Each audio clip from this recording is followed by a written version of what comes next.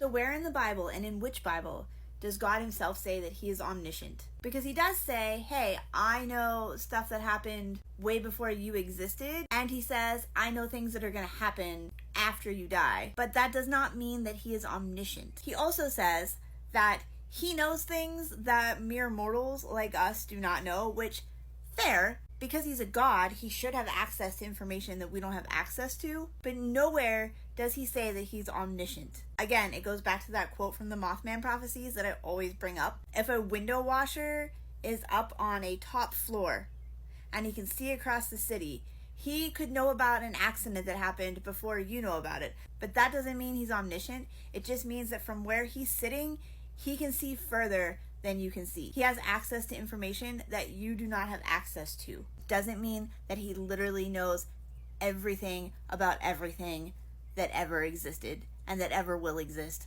forever and ever. Amen. A piece of folklore that probably all of us can relate to is Jenny Greenteeth folklore. Have you ever been walking past a pond or a river, any body of water that you cannot see the bottom of? Especially if the water is dark, and especially if you're walking by this body of water at night. You know that feeling that you get looking at that water? That sense of dread and self-preservation? Jenny Greenteeth folklore. There are pieces of folklore from so many different cultures that are warnings to stay away from the water. And a lot of these stories were told to children. These stories were prevalent in areas that had ponds where vines grew just below the surface. It was very easy for people to get tangled up in these vines and appear to be pulled underwater. When this happened, people started to believe that there was a person or creature in the water that was preying on humans that got too close to the edge. It's one thing to be afraid of the water, but to personify that fear into a dark, dangerous creature that's going to grab you and pull you under the surface, that is the type of story that sticks around. That is the type of story that people will continue to tell. Is it moral to turn someone into a vampire without their consent?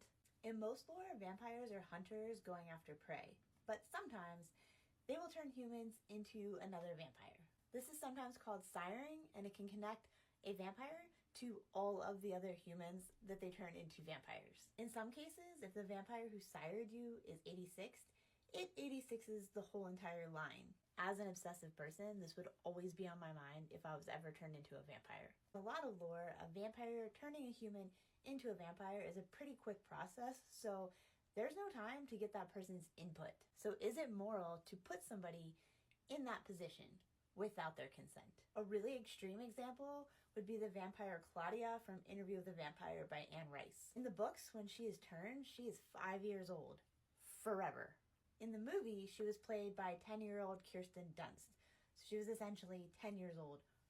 Forever. When her character is turned into a vampire, she doesn't even understand what's going on. And as a child, I don't even think she could fully comprehend the severity of the situation. In the Vampire Diaries universe, turning a human into a vampire is a multi-step process, so oftentimes the person who is about to be turned has an actual say in whether or not they become a vampire. In the Vampire Diaries, they really explored a lot of different possibilities when it comes to this topic. You have a human who chooses to become a vampire to save their own life, a human who completes the process because she doesn't even understand what the process is or what's happening, a human who never wanted to be a vampire but became a vampire through no choice of her own, and a human who knew what becoming a vampire meant and said, you know what, I'm not going to do that. No thanks. So where does a vampire turning a human into a vampire fall on the morality scale? It's important to remember that morality typically applies to humans.